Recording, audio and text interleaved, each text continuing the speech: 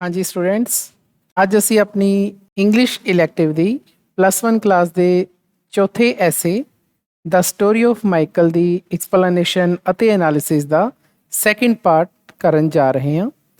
ਤਾਂ ਸਟੂਡੈਂਟਸ ਮੈਂ ਤੁਹਾਨੂੰ ਦੱਸਣਾ ਚਾਹਾਂਗਾ, ਪਹਿਲੇ ਪਾਰਟ 1 ਦੇ ਵਿੱਚ ਮੈਂ the story of Michael the almost half of the chapter complete ਕਰਵਾਤਾ ਸੀ। ਇਹ ਪਹਿਲੇ ਪਾਰਟ 1 ਦੇ ਵਿੱਚ ਮੌਜੂਦ ਹੈ।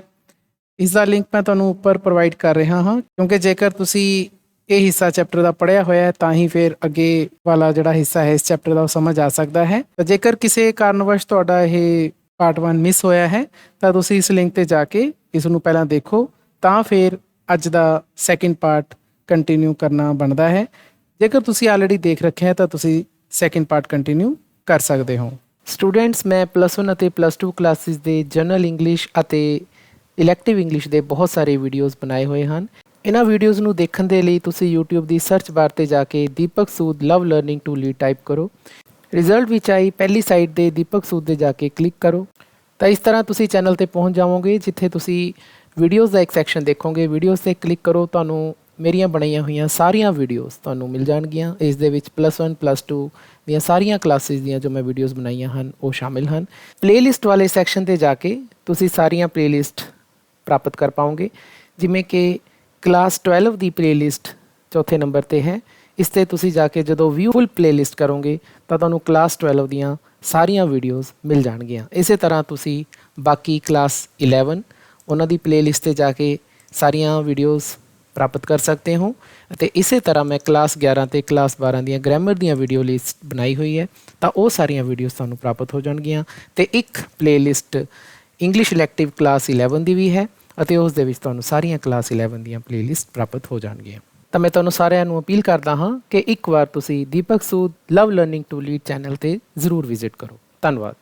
ਤਾਂ ਐਸੇ ਦੇ ਅਗਲੇ ਪਾਰਟ ਵਿੱਚ ਹੁਣ ਤੁਹਾਨੂੰ ਪਤਾ ਹੈ ਕਿ ਮਾਈਕਲ ਆਪਣੀ ਵਾਈਫ ਇਜ਼ਾਬੈਲ ਨਾਲ ਗੱਲ ਕਰ ਰਿਹਾ ਹੈ ਕਿ ਜੇਕਰ ਆਪਾਂ ਆਪਣੀ ਜ਼ਮੀਨ ਨੂੰ ਆਪਣੇ ਹੱਥਾਂ 'ਚ ਰੱਖਣਾ ਚਾਹੁੰਦੇ ਹਾਂ ਤਾਂ ਇਹ ਜ਼ਰੂਰੀ ਹੈ ਕਿ ਲਿਊਕ ਸ਼ਹਿਰ 'ਚ ਜਾਵੇ, ਉੱਥੇ ਜਾ ਕੇ ਉਹ ਪੈਸੇ ਕਮਾਵੇ ਤਾਂ ਕਿ ਅਸੀਂ ਆਪਣਾ ਕਰਜ਼ਾ ਉਤਾਰ ਸਕੀਏ। ਹੁਣ ਇਜ਼ਾਬੈਲ ਕਹਿੰਦੀ ਹੈ, the city is so far from here. ਕਹਿੰਦੇ ਜਿਹੜਾ ਸ਼ਹਿਰ ਹੈ ਉਹ ਤਾਂ ਇੱਥੋਂ ਬਹੁਤ ਦੂਰ ਹੈ। ਫਾਰ ਦਾ ਮਤਲਬ ਦੂਰ। ਮਸਟ ਲਿਊਕ ਗੋ, ਕੀ ਲਿਊਕ ਨੂੰ ਜਾਣਾ ਚਾਹੀਦਾ। ਹੁਣ ਜੇ ਤੁਸੀਂ ਦੇਖੋ ਤਾਂ ਇੱਥੇ ਇੱਕ ਕੁਐਸਚਨ ਟੈਗ ਲੱਗਿਆ ਹੋਇਆ ਜੋ ਇਜ਼ਾਬੈਲ ਪੁੱਛ ਰਹੀ ਹੈ, ਮਸਟ ਲਿਊਕ ਗੋ। ਤਾਂ ਇਹ ਐਕਚੁਅਲੀ ਕਿਹਾ ਗਿਆ ਸੀ ਮਾਈਕਲ ਦੁਆਰਾ ਕਿ ਲਿਊਕ ਮਸਟ ਲੀਵ ਅਸ, ਕਿ ਲਿਊਕ ਨੂੰ ਸਾਨੂੰ ਛੱਡ ਕੇ ਜਾਣਾ ਚਾਹੀਦਾ। ਤਾਂ ਲਿਊਕ ਦੇ ਨਾਲ ਮਸਟ ਲੱਗਿਆ ਹੋਇਆ ਸੀ, ਤਾਂ ਉੱਥੋਂ ਹੀ ਕੁਐਸਚਨ ਬਣਾ ਕੇ ਇਜ਼ਾਬੈਲ ਮਾਈਕਲ ਨੂੰ ਪੁੱਛ ਰਹੀ ਹੈ ਕਿ ਮਸਟ ਲਿਊਕ ਗੋ, ਕਿ ਲਿਊਕ ਨੂੰ ਜਾਣਾ ਹੀ ਪਏਗਾ। ਤਾਂ ਇਸ ਤਰ੍ਹਾਂ ਕੁਐਸਚਨ ਟੈਗਸ ਵੀ ਬਣਦੇ ਬੱਚਿਓ। ਆਪਾਂ ਇੱਕ ਕੁਐਸਚਨ ਟੈਗ ਵਾਲੀ ਐਕਸਰਸਾਈਜ਼ ਪਹਿਲਾਂ ਇੱਕ ਚੈਪਟਰ ਦੇ ਵਿੱਚ ਕੀਤੀ ਹੋਈ ਹੈ। Is there no other way, ਕਿ ਕੋਈ ਹੋਰ ਰਸਤਾ ਨਹੀਂ ਹੈ। ਵੇ ਦਾ ਮਤਲਬ ਰਸਤਾ। ਆਸਕਡ ਇਜ਼ਾਬੈਲ ਐਂਗਜ਼ੀਅਸਲੀ, ਇਜ਼ਾਬੈਲ ਨੇ ਚਿੰਤਾ ਦੇ ਵਿੱਚ ਪੁੱਛਿਆ। ਐਂਗਜ਼ੀਅਸਲੀ ਦਾ ਮਤਲਬ ਹੁੰਦਾ ਬੱਚਿਓ ਚਿੰਤਾ ਵਿੱਚ। ਜਦੋਂ ਕੋਈ ਇਨਸਾਨ ਚਿੰਤਾ ਵਿੱਚ ਹੁੰਦਾ ਤਾਂ ਉਸ ਨੂੰ ਆਪਾਂ ਕਹਿੰਦੇ ਹਾਂ anxiously. I am afraid there is none, ਕਹਿੰਦੇ ਮੈਨੂੰ ਡਰ ਹੈ ਕਿ ਹੋਰ ਕੋਈ ਰਸਤਾ ਨਹੀਂ ਹੈ। There is none, replied Michael, Michael ਨੇ ਉੱਤਰ ਦਿੱਤਾ। Are you certain that our relative can find him a job, asked Isabel. ਹੁਣ ਇਜ਼ਾਬੈਲ ਦੂਸਰਾ ਕੁਐਸਚਨ ਕਰਦੀ ਹੈ ਕਿ ਕੀ ਤੁਹਾਨੂੰ ਪੂਰਾ ਯਕੀਨ ਹੈ, ਸਰਟਨ ਹੋ ਤੁਸੀਂ ਕਿ ਸਾਡਾ ਜਿਹੜਾ ਰਿਸ਼ਤੇਦਾਰ ਹੈ ਉਸ ਲਈ ਇੱਕ ਜੌਬ ਭਾਲ ਲਏਗਾ, ਤੁਹਾਨੂੰ ਇਹਦਾ ਪੂਰਾ ਯਕੀਨ ਹੈ। ਆਈ ਐਮ, ਕਹਿੰਦੇ ਹਾਂ ਮੈਨੂੰ ਯਕੀਨ ਹੈ, ਸੈਡ ਮਾਈਕਲ, ਮਾਈਕਲ ਨੇ ਕਿਹਾ। ਐਨੀਵੇ, ਕਹਿੰਦੇ ਫਿਰ ਵੀ, I shall write to him and find out if he can help, ਕਹਿੰਦੇ ਮੈਂ ਉਸ ਨੂੰ ਇੱਕ ਚਿੱਠੀ ਲਿਖਾਂਗਾ, ਰਾਈਟ ਟੂ ਹਿਮ, ਅਤੇ ਇਹ ਲੱਭਣ ਦੀ ਕੋਸ਼ਿਸ਼ ਕਰਾਂਗਾ ਕਿ ਕੀ ਉਹ ਸਾਡੀ ਮਦਦ ਕਰ ਸਕਦਾ। ਮਤਲਬ ਉਹ ਕਹਿ ਰਿਹਾ ਕਿ ਮੈਂ ਆਪਣੇ ਰਿਸ਼ਤੇਦਾਰ ਨੂੰ ਪਹਿਲਾਂ ਚਿੱਠੀ ਲਿਖ ਕੇ ਪੁੱਛ ਲੂੰਗਾ ਕਿ ਕੀ ਤੂੰ ਇਸ ਮਾਮਲੇ 'ਚ ਸਾਡੀ ਮਦਦ ਕਰ ਸਕਦਾ ਹੈ, ਕੀ ਤੂੰ ਲਿਊਕ ਲਈ ਕੋਈ ਜੌਬ ਸ਼ਹਿਰ ਦੇ ਵਿੱਚ ਲੱਭ ਲਏਗਾ। ਤਾਂ ਮਾਈਕਲ ਰੋਡ ਦਾ ਲੈਟਰ, ਤਾਂ ਮਾਈਕਲ ਹੁਣ ਇੱਕ ਚਿੱਠੀ ਲਿਖਦਾ ਹੈ। And after a few days the expected reply came, ਅਤੇ ਕੁਛ ਦਿਨਾਂ ਬਾਅਦ, ਆ ਫਿਊ ਡੇਜ਼, ਤਾਂ ਆ ਫਿਊ ਲੱਗਿਆ ਹੋਇਆ ਹੈ, ਕੁਛ ਦਿਨਾਂ ਬਾਅਦ। ਤਾਂ ਜਿਹੜੀ ਜਿਸ ਤਰ੍ਹਾਂ ਆਸ ਹੁੰਦੀ ਹੈ ਉੱਤਰ ਦੀ, ਉਹ ਆ ਜਾਂਦਾ ਹੈ ਲੈਟਰ ਦੇ ਵਿੱਚ। ਤਾਂ ਸਟੂਡੈਂਟਸ ਇੱਥੇ ਮੈਂ ਦੱਸਣਾ ਚਾਹਾਂਗਾ ਕਿ ਆ ਫਿਊ ਲੱਗਿਆ, ਤਾਂ ਆ ਫਿਊ ਹਮੇਸ਼ਾ ਪੋਜ਼ੀਟਿਵ ਸੈਂਸ ਦੇ ਵਿੱਚ ਯੂਜ਼ ਹੁੰਦਾ ਹੈ। ਆ ਫਿਊ ਦਾ ਮਤਲਬ ਹੁੰਦਾ ਹੈ ਕੁਝ, ਲੇਕਿਨ ਇਹ ਹਮੇਸ਼ਾ ਕਿਵੇਂ ਯੂਜ਼ ਹੁੰਦਾ ਹੈ, ਪੋਜ਼ੀਟਿਵ ਸੈਂਸ ਦੇ ਵਿੱਚ। ਜੇ ਮੰਨ ਲਓ ਆ ਫਿਊ ਨਾ ਲੱਗਿਆ ਹੋਵੇ, ਇਕੱਲਾ ਫਿਊ ਲੱਗਿਆ ਹੋਵੇ, ਤਾਂ ਇਹਦਾ ਮਤਲਬ ਵੀ ਕੁਝ ਹੁੰਦਾ ਹੈ, ਲੇਕਿਨ ਇਹਦਾ ਮਤਲਬ ਹਮੇਸ਼ਾ ਨੈਗੇਟਿਵ ਸੈਂਸ 'ਚ ਹੁੰਦਾ ਹੈ। ਇਹ ਅਸੀਂ ਡਿਟਰਮੀਨਰਸ ਦੇ ਵਿੱਚ ਕੀਤੇ ਹੋਏ ਹੈ। The relative said he would be happy to have Luke with him, and desired the lad be sent at once. ਤਾਂ ਹੁਣ ਰਿਸ਼ਤੇਦਾਰ ਕਹਿੰਦਾ ਹੈ, ਜਿਸ ਨੂੰ ਚਿੱਠੀ ਲਿਖੀ ਸੀ ਮਾਈਕਲ ਨੇ, ਕਿ ਉਸ ਨੂੰ ਖੁਸ਼ੀ ਹੋਵੇਗੀ ਜੇਕਰ ਲਿਊਕ ਉਸ ਦੇ ਨਾਲ ਆ ਕੇ ਰਹੇ। ਅਤੇ ਉਸਨੇ ਇੱਛਾ ਜ਼ਾਹਿਰ ਕੀਤੀ, ਉਸੇ ਰਿਸ਼ਤੇਦਾਰ ਨੇ, ਕਿ ਲੈਡ ਨੂੰ ਇੱਕਦਮ ਭੇਜਿਆ ਜਾਵੇ। ਤਾਂ ਲੈਡ ਦਾ ਮਤਲਬ ਕੱਲ੍ਹ ਵੀ ਮੈਂ ਦੱਸਿਆ ਸੀ, ਯੰਗ ਬॉय ਨੂੰ ਲੈਡ ਕਿਹਾ ਜਾਂਦਾ ਹੈ ਜੀ, ਨੌਜਵਾਨ ਲੜਕੇ ਨੂੰ। ਐਟ ਵੰਸ ਦਾ ਮਤਲਬ ਹੁੰਦਾ ਹੈ ਇੱਕਦਮ, ਕਿ ਹੁਣੇ ਹੀ ਉਸ ਨੂੰ ਭੇਜਿਆ ਜਾਵੇ, ਜਲਦੀ ਤੋਂ ਜਲਦੀ ਉਸ ਨੂੰ ਭੇਜਿਆ ਜਾਵੇ। But was Luke ready to go as the boy. ਹੁਣ ਦੇਖੋ ਫਿਰ ਇਟੈਲਿਕਸ ਆ ਗਏ। ਤਾਂ ਜਿੱਥੇ ਵੀ ਇਟੈਲਿਕਸ ਉਹ ਆ ਰਹੇ ਨੇ, ਇਸ ਦਾ ਮਤਲਬ ਕਿ ਉਹ ਗੱਲਬਾਤ ਚੈਪਟਰ ਦੇ ਸ਼ੁਰੂਆਤ ਦੇ ਵਿੱਚ ਜਿਹੜਾ ਬਜ਼ੁਰਗ ਇਨਸਾਨ ਹੈ ਤੇ ਉਸਦਾ ਬੇਟਾ ਹੈ, ਉਸ ਦੇ ਵਿਚਕਾਰ ਦੀ ਗੱਲਬਾਤ ਨੂੰ ਇਟੈਲਿਕਸ ਲਿਖਿਆ ਗਿਆ। ਹੁਣ ਉਹ ਲੜਕਾ ਪੁੱਛਦਾ ਹੈ ਕਿ ਕੀ ਲਿਊਕ ਜਾਣ ਲਈ ਤਿਆਰ ਸੀ? ਯੈਸ, ਹਾਂ, ਹੀ ਵਾਜ਼, ਉਹ ਤਿਆਰ ਸੀ। He wanted to help his father, ਉਹ ਆਪਣੇ ਪਿਤਾ ਦੀ ਮਦਦ ਕਰਨਾ ਚਾਹੁੰਦਾ ਸੀ। ਪਰਹੈਪਸ ਹੀ ਥੌਟ ਟੂ, ਸ਼ਾਇਦ ਉਸਨੇ ਵੀ ਸੋਚਿਆ, ਪਰਹੈਪਸ ਦਾ ਮਤਲਬ ਹੁੰਦਾ ਹੈ ਸ਼ਾਇਦ, that he could have a fine time in the city, ਕਿ ਉਸਦਾ ਸ਼ਹਿਰ ਦੇ ਵਿੱਚ ਬਹੁਤ ਹੀ ਵਧੀਆ ਸਮਾਂ ਗੁਜ਼ਰੇਗਾ। a fine time ਦਾ ਮਤਲਬ ਵਧੀਆ ਸਮਾਂ। boys sometimes think so, ਤਾਂ ਲੜਕੇ ਕਦੇ ਕਦੇ ਇਸ ਤਰ੍ਹਾਂ ਸੋਚਦੇ ਹੈ। think so ਦਾ ਮਤਲਬ ਇਸ ਤਰ੍ਹਾਂ।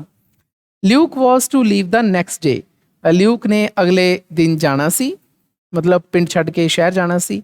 that evening, ਉਸ ਸ਼ਾਮ, Michael took the boy out, Michael ਲੜਕੇ ਨੂੰ ਬਾਹਰ ਲੈ ਗਿਆ। ਐਜ਼ ਦੇ ਵਾਕ ਟੂਵਰਡਸ ਦਾ ਵੈਲੀ, ਜਿਵੇਂ ਹੀ ਉਹ ਦੋਵੇਂ ਘਾਟੀ ਵੱਲ ਜਾ ਰਹੇ ਸੀ, ਵਾਕ ਟੂਵਰਡਸ ਉਸ ਵੱਲ ਜਾ ਰਹੇ ਸੀ, ਘਾਟੀ ਵੱਲ।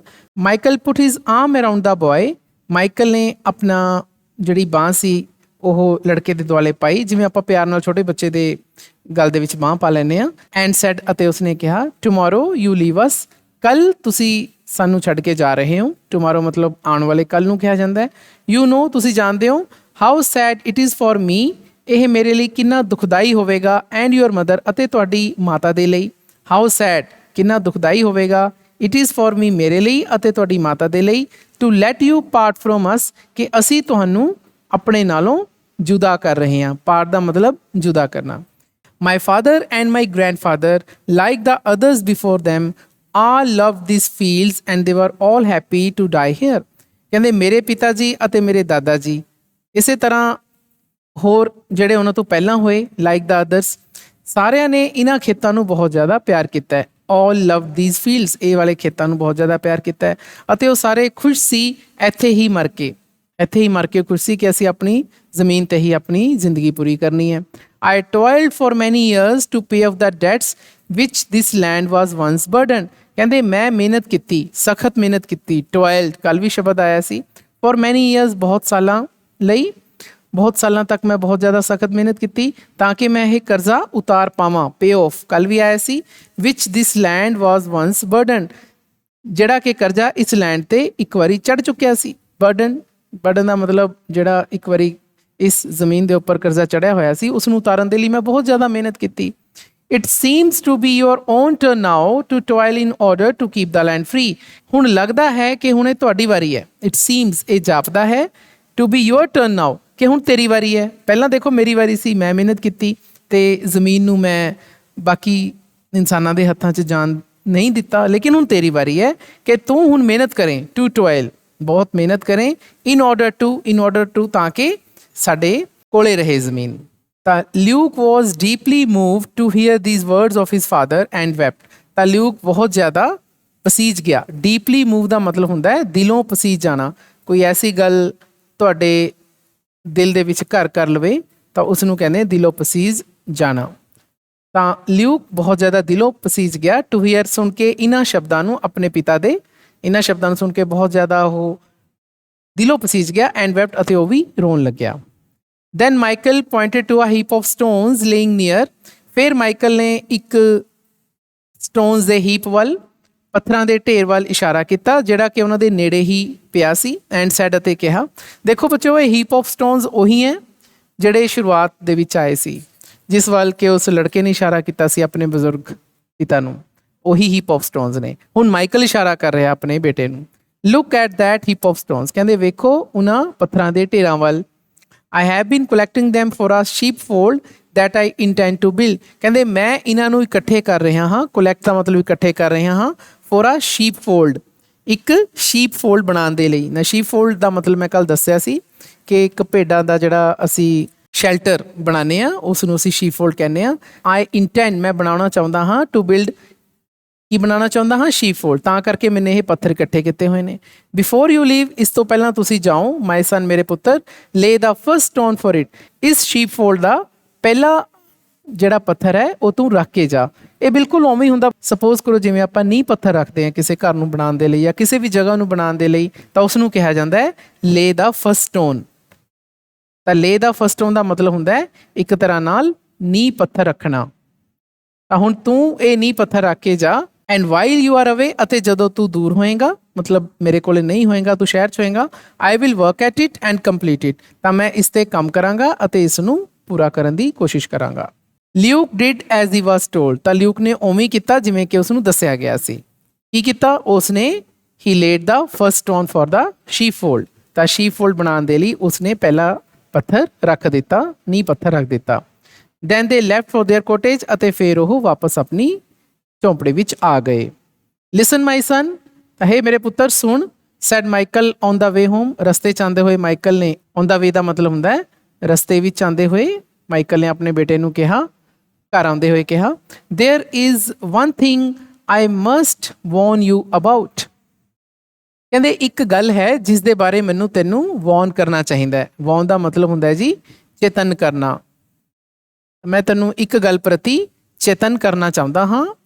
It is easy for a young man to fall into the company of bad man in the city, ਕਹਿੰਦੇ ਬਹੁਤ ਹੀ ਸੌਖਾ ਹੈ ਇੱਕ ਨੌਜਵਾਨ ਇਨਸਾਨ ਦੇ ਲਈ ਕਿ ਉਹ ਗਲਤ ਬੰਦਿਆਂ ਦੀ ਸੰਗਤ ਵਿੱਚ ਪੈ ਜਾਂਦਾ ਹੈ। ਤਾਂ ਇੱਥੇ ਇੱਕ ਫਰੇਜ਼ ਆਇਆ ਬੱਚਿਓ, fall into the company of, ਹੈ ਨਾ। Fall into the company of ਦਾ ਮਤਲਬ ਹੁੰਦਾ ਹੈ ਸੰਗਤ ਵਿੱਚ ਪੈ ਜਾਣਾ। ਹੁਣ ਇਹ ਬੁਰੀ ਸੰਗਤ ਵਿੱਚ ਪੈਂਦਾ ਹੈ ਜਾਂ ਚੰਗੀ ਸੰਗਤ ਵਿੱਚ ਪੈਂਦਾ ਹੈ, ਇਹ ਤਾਂ ਬੱਚੇ 'ਤੇ ਡਿਪੈਂਡ ਕਰਦਾ ਹੈ। ਤਾਂ ਇੱਥੇ ਉਹ ਮਾਈਕਲ ਆਪਣੇ ਬੇਟੇ ਨੂੰ ਇਹੀ ਕਹਿ ਰਿਹਾ ਹੈ ਕਿ ਸ਼ਹਿਰ ਦੇ ਵਿੱਚ ਇੱਕ ਨੌਜਵਾਨ ਇਨਸਾਨ ਆਸਾਨੀ ਨਾਲ ਮਾੜੀ ਸੰਗਤ 'ਚ ਪੈ ਜਾਂਦਾ ਹੈ, ਬੁਰੇ ਇਨਸਾਨਾਂ ਦੀ ਸੰਗਤ 'ਚ ਪੈ ਜਾਂਦਾ ਹੈ। ਕੀਪ ਅਵੇ ਫਰੋਮ ਸੱਚ ਮੈਨ, ਤਾਂ ਹੁਣ ਉਹ ਐਡਵਾਈਸ ਦੇ ਰਿਹਾ ਆਪਣੇ ਬੇਟੇ ਨੂੰ ਕਿ ਦੂਰ ਰਹੋ ਇਹੋ ਜਿਹੇ ਲੋਕਾਂ ਤੋਂ, ਫਰੋਮ ਸੱਚ ਮੈਨ। ਕਹਿੰਦੇ if at any time you are tempted to do an evil thing, ਕਹਿੰਦੇ ਜੇਕਰ ਕਿਸੇ ਵੀ ਸਮੇਂ ਤੂੰ ਆਕਰਸ਼ਿਤ ਹੁੰਨਾ, ਟੈਂਪਟਡ ਦਾ ਮਤਲਬ ਕਿਸੇ ਵੱਲ ਆਕਰਸ਼ਿਤ ਹੋਣਾ, ਕਿਹਦੇ ਵੱਲ? To do an evil thing, ਕਿ ਕੋਈ ਬੁਰੀ ਚੀਜ਼ ਵੱਲ, ਬੁਰਾਈ ਵਾਲੇ ਕੰਮ ਵੱਲ ਤੂੰ ਆਕਰਸ਼ਿਤ ਹੁੰਨਾ ਕਿ ਤੂੰ ਕਰੇ। Think of me and your mother, ਕਹਿੰਦੇ ਮੇਰੇ ਬਾਰੇ ਤੇ ਆਪਣੀ ਮਾਂ ਬਾਰੇ ਸੋਚ ਲਈ।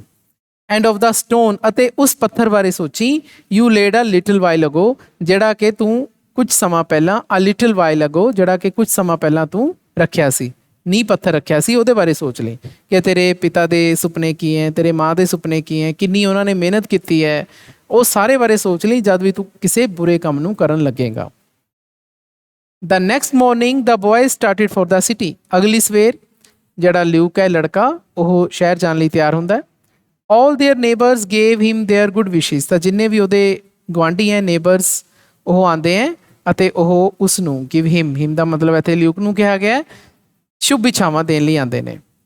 ਅ ਫਿਊ ਡੇਜ਼ ਲੇਟਰ, ਕੁਝ ਸਮੇਂ ਬਾਅਦ, a letter came from Michael's relative, ਇੱਕ ਲੈਟਰ ਮਾਈਕਲ ਨੂੰ ਆਉਂਦਾ ਹੈ ਉਸੇ ਰਿਲੇਟਿਵ ਦੁਆਰਾ, ਉਸੇ ਰਿਸ਼ਤੇਦਾਰ ਦੁਆਰਾ ਜਿਹਦੇ ਕੋਲੇ ਲਿਊਕ ਭੇਜਿਆ ਗਿਆ ਹੁੰਦਾ ਹੈ, ਸੇਇੰਗ, ਤੇ ਲੈਟਰ ਕੀ ਕਹਿੰਦਾ ਹੈ?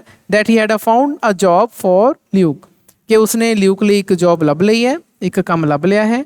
ਸੂਨ, ਜਲਦੀ ਹੀ, more reports came of his welfare, ਜਲਦੀ ਹੀ ਚੰਗੀਆਂ ਰਿਪੋਰਟਸ ਆਉਣੀਆਂ ਸ਼ੁਰੂ ਹੋ ਜਾਂਦੀਆਂ ਨੇ ਉਸ ਦੀਆਂ ਵੈਲਫੇਅਰ ਦੀਆਂ, ਵੈਲਫੇਅਰ ਮਤਲਬ ਉਸ ਦੀ ਭਲਾਈ ਦੀਆਂ। Michael now went about his work with his mind at ease, ਤਾਂ ਹੁਣ ਮਾਈਕਲ ਆਪਣੇ ਕੰਮ 'ਤੇ ਜਾਂਦਾ ਹੈ ਜੀ, with his mind at ease, ਤਾਂ ਮਾਈਂਡ ਐਟ ਈਜ਼ ਦਾ ਮਤਲਬ ਹੁੰਦਾ ਹੈ ਜਦੋਂ ਸਾਡਾ ਮਨ ਬਿਲਕੁਲ ਬੇਫਿਕਰਾ ਹੋ ਜਾਏ, ਹੈ ਨਾ, ਬੇਫਿਕਰ ਮਨ ਦੇ ਨਾਲ ਉਹ ਆਪਣੇ ਕੰਮ 'ਤੇ ਜਾਂਦਾ ਹੈ, ਉਸ ਨੂੰ ਕੋਈ ਚਿੰਤਾ ਨਹੀਂ ਹੁੰਦੀ ਕਿ ਮੇਰਾ ਬੇਟਾ ਹੁਣ ਸੈੱਟ ਹੋ ਗਿਆ। Whenever he found time, he went across the valley and worked at the sheepfold, ਜਦੋਂ ਵੀ ਉਸ ਨੂੰ ਸਮਾਂ ਮਿਲਦਾ ਹੈ, he found time, ਤਾਂ ਉਹ ਵੈਲੀ ਕ੍ਰਾਸ ਕਰਕੇ ਜਾਂਦਾ ਹੈ, ਵੈਲੀ ਦੇ ਵਿੱਚੋਂ ਜਾਂਦਾ ਹੈ, ਕਿੱਥੇ ਪਹੁੰਚ ਜਾਂਦਾ ਹੈ? ਉਸੇ ਪੱਥਰਾਂ ਦੇ ਕੋਲੇ। ਐਂਡ ਵਰਕਡ ਐਟ ਦਾ ਸ਼ੀਪਫੋਲਡ, ਅਤੇ ਸ਼ੀਪਫੋਲਡ ਦਾ ਕੰਮ ਕਰਦਾ ਹੈ ਉਹ, ਮਤਲਬ ਉਹ ਜਿਹੜਾ ਉਹਨੇ ਭੇਡਾਂ ਦਾ ਸ਼ੈਲਟਰ ਬਣਾਉਣਾ ਹੁੰਦਾ ਹੈ ਤਾਂ ਉਸ 'ਤੇ ਉਹ ਕੰਮ ਕਰਦਾ ਹੈ, ਜਿਵੇਂ ਕਿ ਉਸਨੇ ਆਪਣੇ ਬੇਟੇ ਨੂੰ ਦੱਸਿਆ ਹੁੰਦਾ ਹੈ। ਸੈਵਰਲ ਮੰਥਸ ਪਾਸਟ, ਕਈ ਮਹੀਨੇ ਬੀਤ ਜਾਂਦੇ ਆ। Here the father paused, lost in thought, ਹੁਣ ਇੱਥੇ ਉਹ ਜਿਹੜਾ ਪਿਤਾ ਹੈ ਉਹ ਰੁਕ ਜਾਂਦਾ ਹੈ, ਕਹਾਣੀ ਸੁਣਾਉਂਦਾ ਸੁਣਾਉਂਦਾ ਰੁਕ ਜਾਂਦਾ ਹੈ ਅਤੇ ਉਹ ਸੋਚਾਂ ਵਿੱਚ ਪੈ ਜਾਂਦਾ ਹੈ, lost in thought। ਦੇਖੋ ਬੱਚਿਓ ਕਿ ਇੱਥੇ ਵੀ ਸਾਰੇ ਵਰਡਸ ਇਟੈਲਿਕਸ ਆ ਗਏ।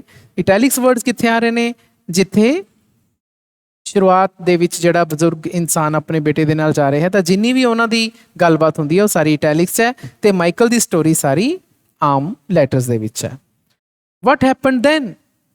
ਕਹਿੰਦੇ ਫੇਰ ਕੀ ਵਾਪਰਿਆ? ਹੈਪਨਡ ਦੈਨ ਆਸ ਦਾ ਬॉय, ਲੜਕੇ ਨੇ ਪੁੱਛਿਆ। It is a sad story and I will tell it briefly said the father. ਕਹਿੰਦੇ ਇਹ ਇੱਕ ਦੁੱਖ ਭਰੀ ਕਹਾਣੀ ਹੈ ਤੇ ਮੈਂ ਤੁਹਾਨੂੰ ਸੰਖੇਪ ਵਿੱਚ ਦੱਸਾਂਗਾ, briefly said the father. Father ਨੇ ਕਿਹਾ। Luke forgot the warnings of his father and fell into bad company.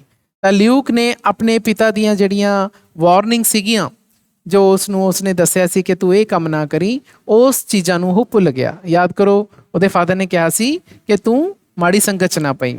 ਇਹ ਬਹੁਤ ਈਜ਼ੀ ਹੈ ਕਿ ਕਿਸੇ ਯੰਗ ਪਰਸਨ ਵੱਲੋਂ ਮਾੜੀ ਸੰਗਤ 'ਚ ਪੈ ਜਾਣਾ। ਤੂੰ ਅਜਿਹਾ ਕੰਮ ਨਾ ਕਰੀ। ਜਦ ਵੀ ਤੂੰ ਮਾੜੀ ਸੰਗਤ 'ਚ ਪੈਣ ਜਾਏਗਾ ਤਾਂ ਤੂੰ ਆਪਣੀ ਮਾਂ ਬਾਰੇ, ਮੇਰੇ ਬਾਰੇ ਤੇ ਉਸ ਪੱਥਰ ਬਾਰੇ ਸੋਚ ਲਈ ਜੋ ਤੂੰ ਹੁਣੇ ਐਜ਼ ਅ ਨੀਂਹ ਪੱਥਰ ਰੱਖ ਕੇ ਆਏ ਆ। ਲੇਕਿਨ ਉਹ ਭੁੱਲ ਜਾਂਦਾ ਇਹਨਾਂ ਸਾਰੀਆਂ ਗੱਲਾਂ ਨੂੰ। And fell into bad company, ਅਤੇ ਮਾੜੀ ਸੰਗਤ ਵਿੱਚ ਪੈ ਜਾਂਦਾ ਹੈ। He was led into evil ways, ਤਾਂ ਹੁਣ ਉਹ ਬੁਰਾਈ ਦੇ ਰਸਤੇ ਨੂੰ ਫੜ ਲੈਂਦਾ ਹੈ, ਉਸ ਵੱਲ ਉਹ ਖਿੱਚਿਆ ਚਲਿਆ ਜਾਂਦਾ ਹੈ। And from one sin to another, ਅਤੇ ਇੱਕ ਪਾਪ ਕਰਦਾ ਹੈ ਫਿਰ ਦੂਸਰਾ ਪਾਪ ਕਰਦਾ ਹੈ। ਤਾਂ ਸਿਨ ਦਾ ਮਤਲਬ ਹੁੰਦਾ ਜੀ ਪਾਪ। At last shame and disgrace drove him to seek a hiding place in another country. ਅੰਤ 'ਚ ਕੀ ਹੁੰਦਾ ਹੈ? ਸ਼ੇਮ ਮਿਲਦੀ ਹੈ, ਸ਼ਰਮ ਅਤੇ ਡਿਸਗ੍ਰੇਸ ਅਤੇ ਨਿਰਾਦਰ ਦੇ ਨਾਲ ਉਹ ਇੱਕ ਹਾਈਡਿੰਗ ਪਲੇਸ ਦਾ ਮਤਲਬ ਛੁਪ ਜਾਂਦਾ ਹੈ ਕਿਸੇ ਜਗ੍ਹਾ ਤੇ। ਕਿੱਥੇ? ਇਨ ਅਨਦਰ ਕੰਟਰੀ, ਇੱਕ ਹੋਰ ਦੇਸ਼ 'ਚ, ਕਿਸੇ ਹੋਰ ਦੇਸ਼ ਹੀ ਚਲਾ ਜਾਂਦਾ ਹੈ। ਬਿਕੋਜ਼ ਜਿੱਥੇ ਉਹ ਪਹਿਲਾਂ ਆਪਣੇ ਰਿਲੇਟਿਵ ਕੋਲੇ ਗਿਆ ਹੁੰਦਾ ਉੱਥੇ ਤਾਂ ਉਸਨੇ ਮਾੜੇ ਕੰਮ ਕਰਨੇ ਸਟਾਰਟ ਕਰ ਦਿੱਤੇ ਹੁੰਦੇ ਆ। ਤਾਂ ਫਿਰ ਮਾੜੇ ਕੰਮਾਂ ਨਾਲ ਕੀ ਮਿਲਦੀ ਹੈ? ਸ਼ਰਮ ਅਤੇ ਨਿਰਾਦਰ। ਤਾਂ ਉਸ ਤੋਂ ਬਚਦਾ ਕਿਸੇ ਹੋਰ ਕੰਟਰੀ 'ਚ ਹੀ ਚਲਾ ਜਾਂਦਾ। The poor old father must have been stricken with grief, said the boy. ਲੜਕਾ ਬੋਲਦਾ ਹੈ ਕਿ ਜਿਹੜਾ ਵਿਚਾਰਾ ਗਰੀਬ ਬੁੱਢਾ ਫਾਦਰ ਹੈ, ਮਤਲਬ ਮਾਈਕਲ ਹੈ, ਉਹ ਤਾਂ ਦੁੱਖ ਨਾਲ ਭਰ ਗਿਆ ਹੋਵੇਗਾ। ਸਟ੍ਰਿਕਨ ਵਿਦ ਗਰੀਫ, ਸਟ੍ਰਿਕਨ ਵਿਦ ਗਰੀਫ ਦਾ ਮਤਲਬ ਹੁੰਦਾ ਹੈ ਦੁੱਖਾਂ ਦੇ ਨਾਲ ਭਰ ਜਾਣਾ, ਜਦੋਂ ਦੁੱਖਾਂ 'ਚ ਹੀ ਘਿਰ ਜਾਵੇ, ਹੋਰ ਕੁਝ ਹੋਵੇ ਹੀ ਨਾ ਸੋਚਣ ਨੂੰ। ਤਾਂ ਹੁਣ ਉਹ ਲੜਕਾ ਕਹਿ ਰਿਹਾ ਯੈਸ, ਹਾਂ, ਹੀ ਵਾਜ਼, ਬਿਲਕੁਲ ਐਂ ਹੋਇਆ, ਦੁੱਖਾਂ ਨਾਲ ਭਰ ਗਿਆ ਉਹ। all Michael's toil had come to nothing। ਕਹਿੰਦੇ ਮਾਈਕਲ ਦੀ ਜੋ ਉਸਨੇ ਮਿਹਨਤ ਕੀਤੀ ਸੀ had come to nothing, ਕੁਝ ਵੀ ਨਾ ਹੋਇਆ ਉਸਦਾ। come to nothing, ਜ਼ੀਰੋ ਹੋ ਗਿਆ ਉਸਦੀ ਸਾਰੀ ਮਿਹਨਤ। all his hopes were dashed to the ground, ਉਸ ਦੀਆਂ ਸਾਰੀਆਂ ਆਸਾਂ ਮਿੱਟੀ 'ਚ ਮਿਲ ਗਈਆਂ। ਡੈਸ਼ ਟੂ ਦਾ ਗਰਾਊਂਡ ਦਾ ਮਤਲਬ ਮਿੱਟੀ 'ਚ ਮਿਲ ਜਾਣਾ। ਜਿਹੜੀਆਂ ਉਸਨੇ ਆਸਾਂ ਕੀਤੀਆਂ ਸੀ ਆਪਣੇ ਬੇਟੇ ਦੇ ਪ੍ਰਤੀ, ਸਾਰੀਆਂ ਮਿੱਟੀ 'ਚ ਮਿਲ ਗਈਆਂ। Now and then he went to have a look at the unfinished sheepfold. ਕਦੇ ਕਦੇ, ਨਾਓ ਐਂਡ ਦੈਨ ਦਾ ਮਤਲਬ ਹੁੰਦਾ ਹੈ ਕਦੇ ਕਦੇ ਉਹ ਉਸੇ ਸ਼ੀਪਫੋਲਡ ਕੋਲ ਜਾਂਦਾ ਹੈ ਇੱਕ ਨਜ਼ਰ ਮਾਰਨ ਲਈ ਜਿਹੜਾ ਕਿ ਅਨਫਿਨਿਸ਼ਡ ਹੈ, ਜਿਹੜਾ ਕਿ ਪੂਰਾ ਨਹੀਂ ਹੋਇਆ। ਉਹੀ ਅਨਫਿਨਿਸ਼ਡ ਸ਼ੀਪਫੋਲਡ ਇਹੀ ਦੋਨੇ ਜਣੇ ਦੇਖਦੇ ਆ ਨਾ, ਫਾਦਰ ਤੇ ਉਸਦਾ ਬੇਟਾ, ਚੈਪਟਰ ਦੇ ਸ਼ੁਰੂ 'ਚ। ਉਹ ਸ਼ੀਪਫੋਲਡ ਸ਼ੁਰੂ ਤਾਂ ਹੁੰਦਾ ਹੈ ਲੇਕਿਨ ਉਹ ਪੂਰਾ ਕਦੇ ਨਹੀਂ ਹੁੰਦਾ। But he never lifted up a single stone, ਪਰ ਫਿਰ ਉਸਨੇ ਕਦੇ ਵੀ ਇੱਕ ਵੀ ਪੱਥਰ ਸ਼ੀਪਫੋਲਡ ਬਣਾਉਣ ਦੇ ਲਈ ਨਹੀਂ ਚੱਕਿਆ ਜਦ ਉਸਨੂੰ ਪਤਾ ਲੱਗਿਆ ਕਿ ਮੇਰਾ ਬੇਟਾ ਤਾਂ ਇਸ ਤਰ੍ਹਾਂ ਮਾੜੀ ਸੰਗਤ 'ਚ ਪੈ ਗਿਆ। Michael died broken hearted and shortly after Isabel died too. ਕਹਿੰਦੇ ਮਾਈਕਲ ਇੱਕ ਟੁੱਟੇ ਹੋਏ ਦਿਲ ਦੇ ਨਾਲ ਮਰ ਗਿਆ। ਬ੍ਰੋਕਨ ਹਾਰਟਿਡ ਜਦੋਂ ਦਿਲ ਟੁੱਟ ਜਾਂਦਾ ਹੈ ਜੀ, ਅਤੇ ਕੁਝ ਸਮੇਂ ਬਾਅਦ ਉਸ ਦੀ ਵਾਈਫ ਇਜ਼ਾਬੈਲ ਵੀ ਮਰ ਗਈ। The cottage and the fields passed into the hands of a stranger। ਹੁਣ ਜਿਹੜੀ ਕੋਟੇਜ ਹੈ, ਝੌਂਪੜੀ ਹੈ, ਅਤੇ ਜਿਹੜੇ ਖੇਤ ਨੇ ਉਹ ਸਟ੍ਰੇਂਜਰ ਦੇ ਹੱਥਾਂ ਦੇ ਵਿੱਚ ਚਲੇ ਜਾਂਦੇ ਨੇ। ਉਸੇ ਸਟ੍ਰੇਂਜਰ ਦੇ ਹੱਥਾਂ ਦੇ ਵਿੱਚ ਚੀਜ਼ਾਂ ਤੋਂ ਜਾਣ ਤੋਂ ਰੋਕਣਾ ਚਾਹੁੰਦਾ ਸੀਗਾ Michael. The cottage is no longer there। ਕਹਿੰਦੇ ਹੁਣ ਉੱਥੇ ਕੋਟੇਜ ਤਾਂ ਹੈ ਹੀ ਨਹੀਂ, ਝੌਂਪੜੀ ਤਾਂ ਰਹੀ ਹੋ ਨਹੀਂ। But the solitary oak near it still stands where it stood before। ਪਰ ਉਸ ਝੌਂਪੜੀ ਦੇ ਕੋਲੇ ਇੱਕ ਇਕਲੌਤਾ ਓਕ ਦਾ ਦਰਖਤ ਹੈ ਜਿਹੜਾ ਉਹ ਹਜੇ ਵੀ ਖੜਾ ਹੈ ਜਿੱਥੇ ਕਿ ਉਹ ਪਹਿਲਾਂ ਖੜਾ ਸੀ। ਝੌਂਪੜੀ ਦੇ ਨਾਲ ਇੱਕ ਦਰਖਤ ਸੀ ਓਕ ਦਾ, ਤਾਂ ਉਹ ਹਜੇ ਵੀ ਉੱਥੇ ਹੀ ਮੌਜੂਦ ਹੈ, ਪਰ ਝੌਂਪੜੀ ਨਹੀਂ ਰਹੀ। ਤਾਂ ਸਟੂਡੈਂਟਸ, ਉਮੀਦ ਹੈ ਕਿ ਤੁਸੀਂ ਇਹ ਸਾਰਾ ਚੈਪਟਰ ਧਿਆਨ ਨਾਲ ਸੁਣਿਆ ਹੋਵੇਗਾ ਅਤੇ ਤੁਹਾਨੂੰ ਸਮਝ ਵੀ ਆ ਗਿਆ ਹੋਵੇਗਾ। ਜੇਕਰ ਫਿਰ ਵੀ ਤੁਹਾਨੂੰ ਕੋਈ ਡਾਊਟ ਹੈ ਤਾਂ ਤੁਸੀਂ ਮੈਨੂੰ ਕਮੈਂਟ ਸੈਕਸ਼ਨ ਦੇ ਵਿੱਚ ਪੁੱਛ ਸਕਦੇ ਹੋ। ਫਿਰ ਮਿਲਦੇ ਹਾਂ ਜੀ, ਧੰਨਵਾਦ।